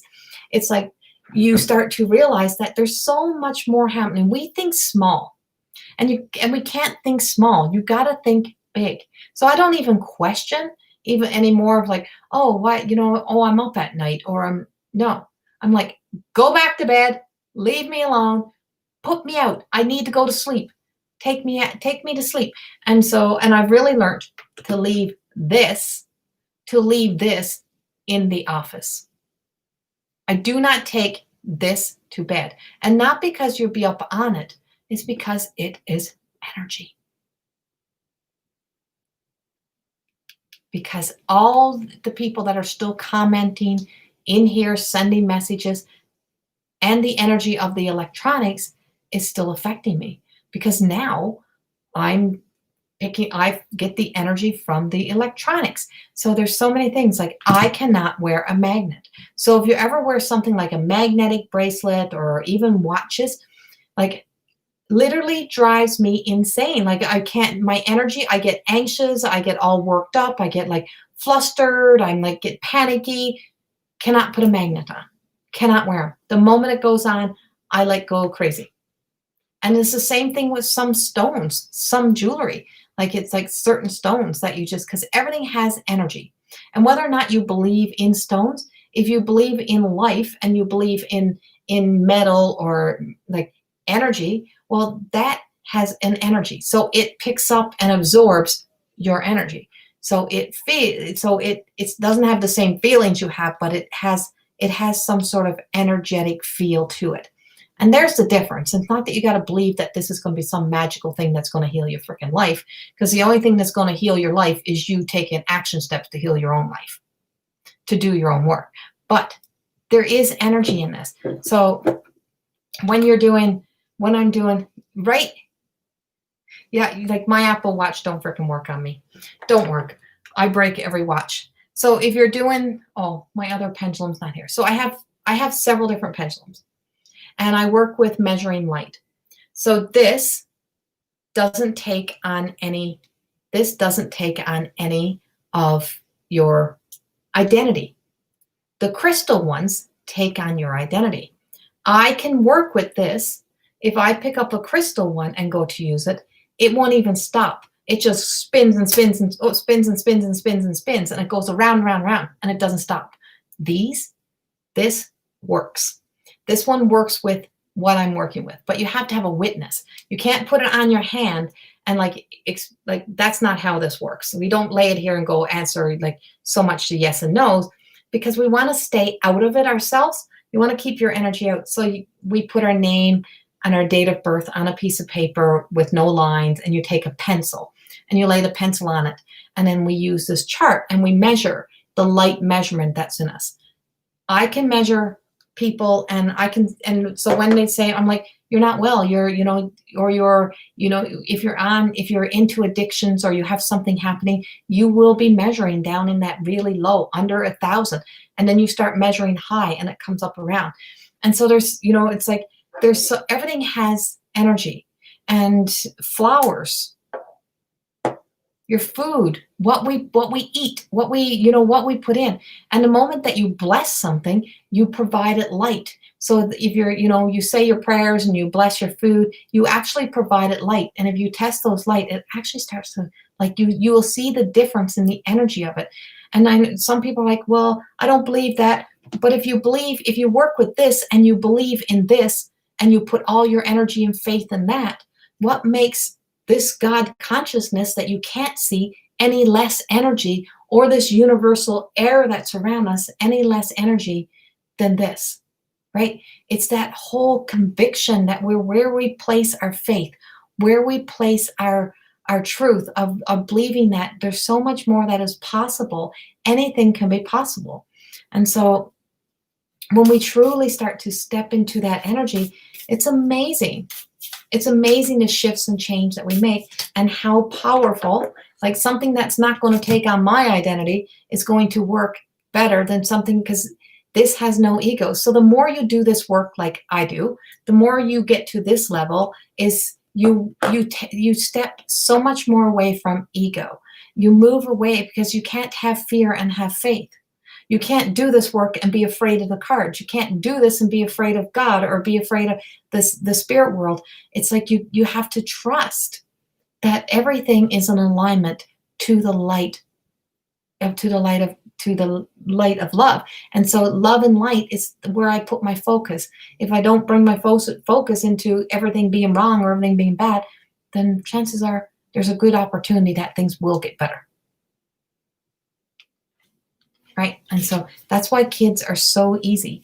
Kids are very black and white. Oh, I just seen that. Oh, I just seen that person standing there. And we go, oh my God, no, that couldn't be. There's no one standing there, so it can't be. But kids will quickly go, oh, there's that kid. There's that person. That person's there. I seen that person. Because they're just natural. They're not conditioned to be afraid of it. And they're not conditioned to that's crazy or that's in your head. So Kylie, watches always stop working on you too? Yeah, right? It's like it just does. Like it's so weird how those things impact you and impact us. And I've seen a lot of you can't make this shit up stuff happen in my day. And it just blows my mind sometimes. So it's like I'm open to possibilities that anything is possible and that this world and this work is big. Even so much as even Christianity. There's a lot of beautiful, amazing freaking miracles and things that happen in that world. But we're not here to judge anybody. We're not here to judge anyone. One time I didn't believe because of the cards and the words they spoke. I do believe now 100%. Now I love the words, the cards, and you tell me yes. And so it's like, it's all from a place of love and light. All from a place of love and light. If you come into my house, I can tell you there's a crucifix. There's Jesus. There is coming up my steps. There's a massive statue of Mother Mary, and there's a visual candle that burns there all the time. And there's prayer beads. Then I also have my shaman mala beads. I have Buddhas. I have Kuan Yin, who's this goddess. I have Mother Mary right here. I have crystals. I have stones. I have a little bit of everything because all those little bits of everything are just my personality. I'm a little bit of everything. And I have my Aboriginal drums. So I have my drums over here. I have my rattle over here. I have my smudge there. I'm Aboriginal. It's like there's so many things that are a part of me. And I'm not anyone of the past, and we're not anyone's fears or stories of the past. I also know the Bible. I have 2 Bibles right there. But we are who we are when we allow ourselves to be our unique selves, and we identify ourselves however we damn well choose to, and we believe in what we want to believe in, but not knock anyone else for their beliefs either. So, and that's where energy comes from. The most powerful energy comes from that place of love. When you can live with that kind of love in your heart and acceptance in your heart, man, your world sure changes. So it's all faith, right? Yeah. So Dominic, I want to see Dominic. You've been sensing since you were young? Yeah. It's like it's just all around us. Tracy, right? You kill batteries too? Right, yeah. I can't watch forget it. Stacy. Yeah, slide the same thing. Oh, me and this damn mic. Okay. So we're gonna end us out here with the 2 cards. So quieting the mind. It is huge. And I just finished telling one of my clients this yesterday. She's like, I'm trying so hard. I try so hard. Like trying to meditate. I said, well, stop freaking trying. If you got to put that much effort to try to do something, then maybe it's not for you. Why are you trying so freaking hard? Just because the spiritual t-shirt says we need to meditate for hours. We need to do this. Well, what does meditation look like for you? What does quieting down your mind look like? It might mean going and sitting in the bathtub and closing the door and not letting, no kids in, and lighting a candle and leaving your phone outside and sitting in a bubble bath and just being quiet for an hour. It might mean going out and putting your headphones on and not turning on music and everyone thinks you're listening to music, and you mow your grass. It might be going for a walk, and instead of turning on the music and listening to anything that's distracting you, listen to your feet. Listen to your feet. And I always say, when I'm listening to my feet, I'm walking with spirit. I'm walking with the archetype of Jesus. I'm walking with my channels. I'm listening. I'm listening to what they want me to know, what they want to download me with. I'm open to receiving is always my thing. But also I'm also asking to live a healthy, whole life. I'm asking to receive all that I'm worthy of. And you have to remember that. It's like in prayers you ask, in meditation you receive. And that's the whole going thing. In your prayers you ask. Ask for it. Be very specific. You can't be wishy-washy. If you're wishy-washy and you don't know what it is you need, I need good health, and that means health means in everywhere. I need abundance, and I need to know what it means. I need to learn more, or I need to know fulfillment. And when you can,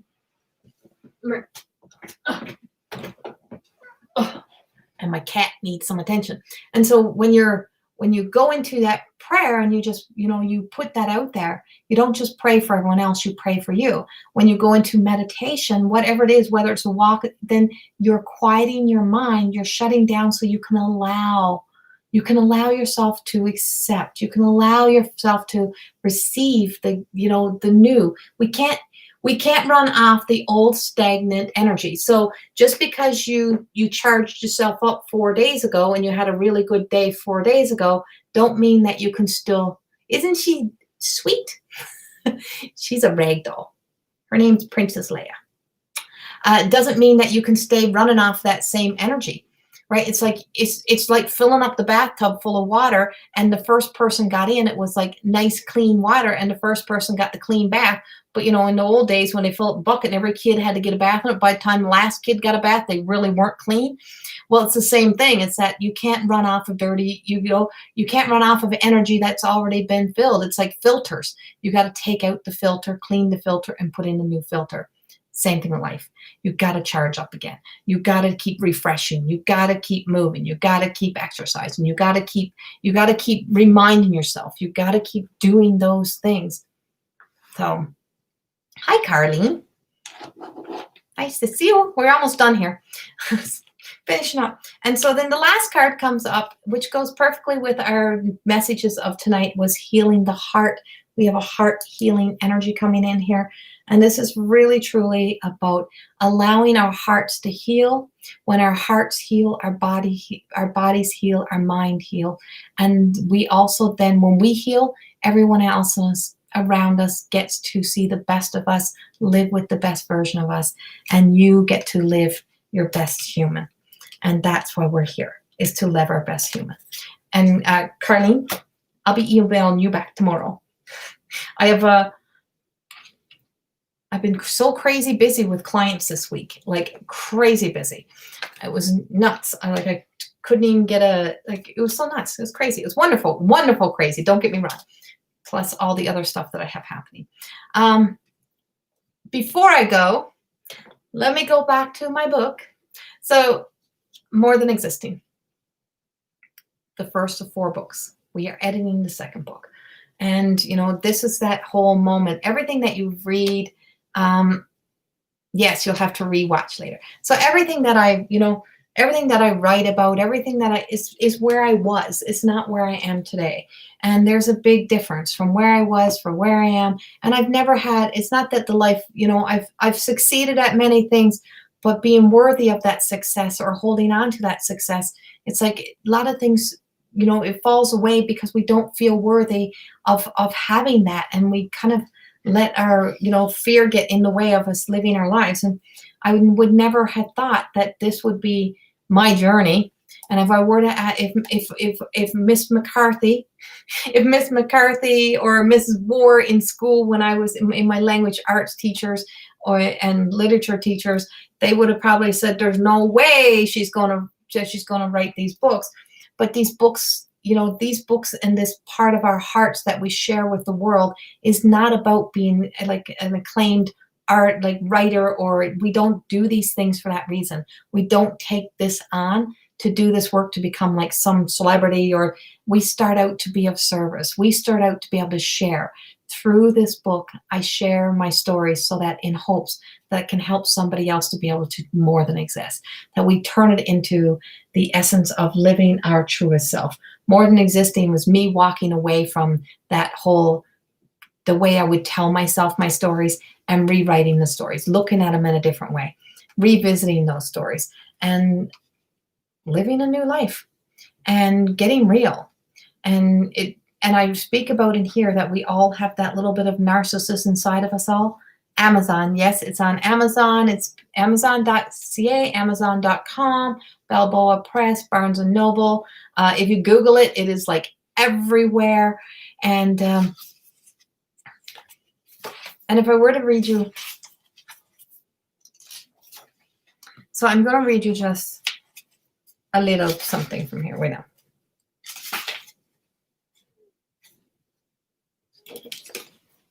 So there's no doubt we all have our stories.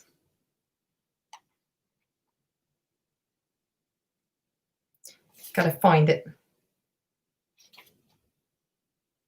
So this is a statement that I wrote years ago, and I put it in the book. I think it might even been there a couple times. I don't really know. So it was, I have been given a key. I have been given the key. And that's the key to our heart. I am done. I am discovering happiness and joy no matter the cost. That's my ongoing phrase, right? I was searching for joy, but I didn't know. Dictionary lies in words. I am the essence of my own existence and the cause of my continued issues. I am responsible and accountable for my life as I know it to be today. And anything happening within me, I am now allowing. I am making a choice to ignore and neglect the truths that I don't want to face. What happens if I am to face a truth that I then have to live with? I guess we'll have to see. Will I be brave enough to stand tall in the light and be seen as my raw, real, and vulnerable true self? As I show myself mercy and step out of this protective armor I have worn for so many years, will I truly be able to walk out and be free? Free from my own bondage of the illusions of my truths, the stories and lies that have held me captive for so long. As I think of myself and those I show mercy and compassion to, along with their mistreatments of me and those around me, I feel every one of those individuals are the reflection of myself I had been making excuses for. If I made excuses for them, I was making excuses for me. Wow. What a lie I had been living in, to have never realized that the lenses I was looking through this whole time were a reflection of me and of my life. So through the eyes of everyone who's ever been in our lives, there is something that reflects back at us. And when we get real and raw with our stories, when we get truly honest with ourselves, we have to take ownership.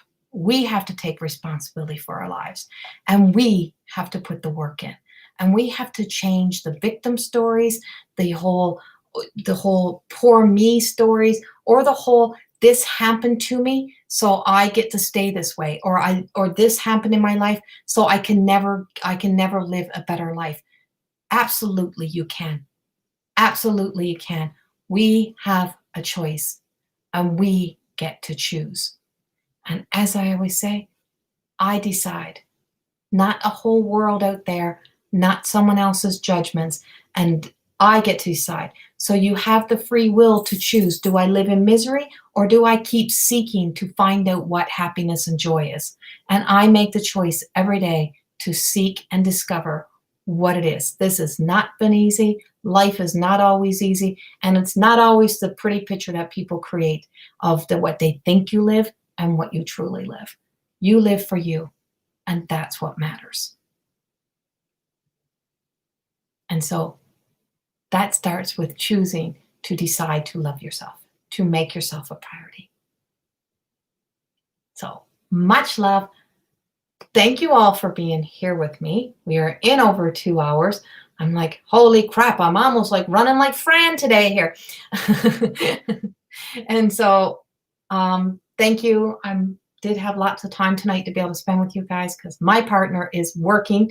And so me and the dogs and the cat, much love.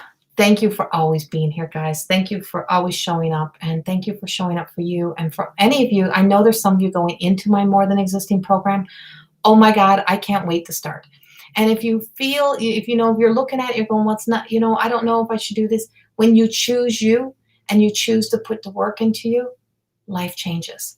I've got an amazing group of women who have gone through this program, who have made the commitment to themselves, who have made sacrifices to make it work. Because if you can come up with the money to give to everyone else or to make sure everyone else has everything, maybe it's time to start giving to you, right? And that's where we do this. And it's like, this is a dedication. It is 6 freaking months. And that's just through level 1.